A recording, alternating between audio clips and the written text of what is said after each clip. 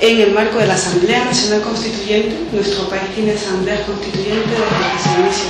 Entonces creo que es la 20ª Asamblea Nacional Constituyente, y allí se propone todo el tema de la libre orientación sexual. Cabe recalcar que la libre orientación sexual está planteada por la influencia del movimiento internacional, digamos así. Nunca en el país hasta el 98 se hablaba de lesbianas y gays, se hablaba de maricones, tortilleras, ladrones, prostitutas, prostitutos. Esos eran los clichés, eran delincuentes. Teníamos 4 años de apresamiento en cárcel por su abuso sexual. Entonces, de la noche a la mañana cambió de estas etiquetas. No obstante, este cambio se suscita, no pasa por los grupos y movimientos como reflexión. Entonces se comienza como a instaurar unos pequeños grupos de una mirada hacia el norte y una mirada hacia Europa. Entonces, desde ese punto de vista, estas miradas siempre están en función de 4 puntos importantes que me parecen. En lo cultural, básicamente el hombre gay del desfile. Otro punto importante, en el aspecto jurídico, las normas que se habían generado en Europa, sobre todo desde el punto de vista político, básicamente es el movimiento homosexual quien se mueve allá, sobre todo, grupos o personas homosexuales quien comienzan a mover cosas, igualmente lesbianas, pero desde un punto más clandestino, mientras que los transexuales en el Ecuador son los que siempre dieron la cara y fueron los piel de cañón, como se dice allá. Este momento es importante. Posteriormente viene y el movimiento indígena, esto quiero recalcar, viene con otra propuesta tomada, que es todo el tema de la pluriculturalidad y la plurinacionalidad. ¿Esto qué quiere decir? Esto es una reivindicación específica de los movimientos indígenas en el Ecuador, que tiene que ver con una articulación con Bolivia, Perú y otra gente de la base sur. Entonces, esto es importante porque es lo que abre la discusión, y lo que abre la discusión sobre todo a todos unos años de conquista, pero de parte de los propios, la oligarquía ecuatoriana.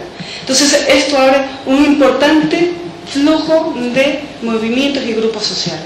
Ya a partir de esto y en la confluencia con el movimiento homosexual, se multiplican las asociaciones, se multiplican las organizaciones, vuelven y van las propuestas, y este es un caldo de cultivo que para el 2008 volvemos, porque esto no acaba. La crisis económica y que genera la migración ecuatoriana, la situación económica y política sigue de mal en peor después del 2000. No mejora con la Asamblea Nacional Constituyente. Nos metieron la papa. Toda la oligarquía se metió a hacer una ley sobre los partidos políticos, al punto que no entraba ninguna organización, ni movimiento, ni grupo social a decidir. Todo se resolvió allí.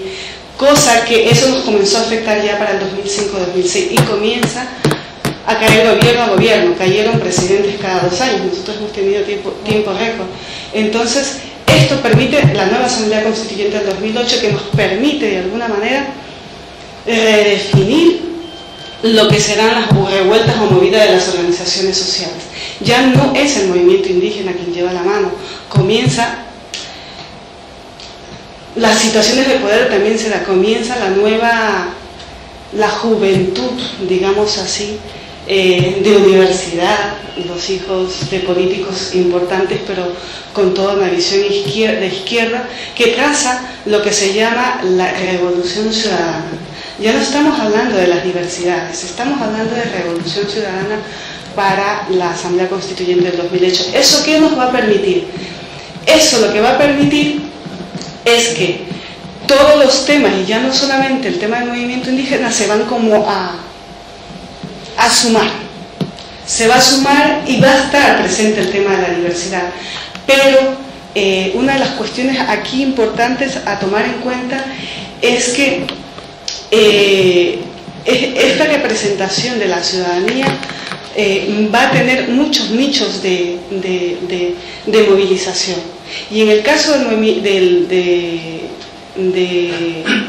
de los grupos, asociaciones LGBT, básicamente va a entrar en discusión tres cuestiones importantes para nosotros, y que lo que ustedes llaman aquí los grupos transmaribolleros, para nosotros allá es un poco más bien las organizaciones feministas, y que posteriormente se generaron en transfeminismos, básicamente a partir del 2007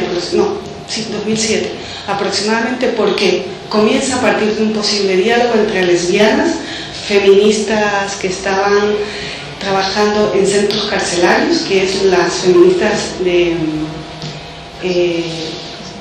sí, pero el movimiento es las mujeres de frente, lesbianas y transgéneros y transexuales. Esta alianza, en el marco de la Asamblea Nacional Constituyente, nos va a permitir a romper un candado constitucional que puso Rafael Correa, el actual presidente, que con todo lo liberal que parecía, que con todo lo izquierdoso que era, que con todo el tema de la diversidad, había cerrado tres candados fundamentales: matrimonio homosexual. Nosotros no estábamos pidiendo matrimonio. Quien estaba pidiendo matrimonio en el Ecuador eran las organizaciones gays, ellos sí, estaban pidiendo matrimonio y adopción. Los otros, los marginales, estábamos pidiendo no discriminación, estábamos pidiendo familias alternativas, estábamos pidiendo uniones civiles y estábamos pidiendo derechos colectivos, es decir, que se reconozca a los homosexuales como fuerza política colectiva y que se reconozca la discriminación como no como una noción individual dentro del derecho, sino como una problemática colectiva. Es decir, aquí no soy yo a quien me discriminan por ser lesbiana, yo Leticia, me discriminan por pertenecer al grupo de los homosexuales. Entonces ahí generamos los cambios. ¿Por qué todo esto? Todo esto básicamente para contarles un poquito y conozcan un poco de dónde parto, y cómo yo voy tejiendo de alguna manera esta transnacionalidad, que también se convierte en transfeminismo y se convierte en transfronterizo.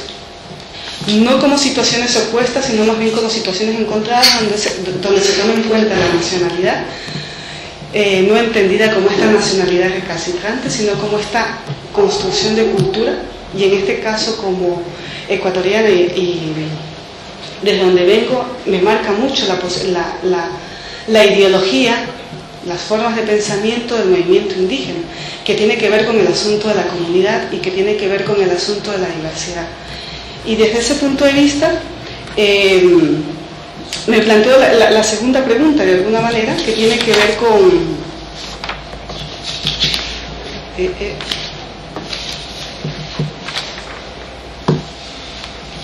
estos posibles vínculos transfronterizos. Sí. ¿Qué sería uno? ¿Se me perdió la otra? La otra era la política desde aquí. Sí, se me perdió.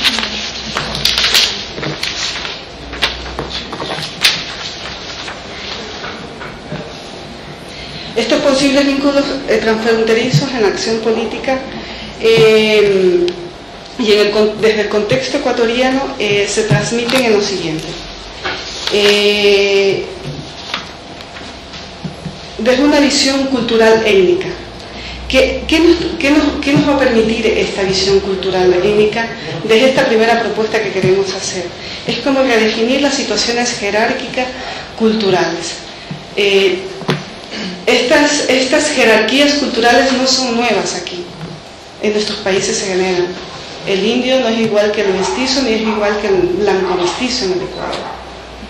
Entonces, esto tiene realidades culturales muy fuertes. Entonces, la posibilidad de trasladar, de cómo se reconstruyen aquí estas jerarquías. O sea, preguntarnos un poquito más entre los mismos activistas que estamos en esta sala, entre la posible población, que las posibles organizaciones, sobre todo actores de las organizaciones migrantes, cómo remirar estas jerarquizaciones al interior de los grupos y con respecto a los otros. Y dentro de ellos nos significa mirar, por lo tanto, cómo se reestructura el neocolonialismo. Desde nosotros como sujetos colonizados, que a nosotros nos supone, por ejemplo, el tema de la obediencia, que parece tonto, que no parece político,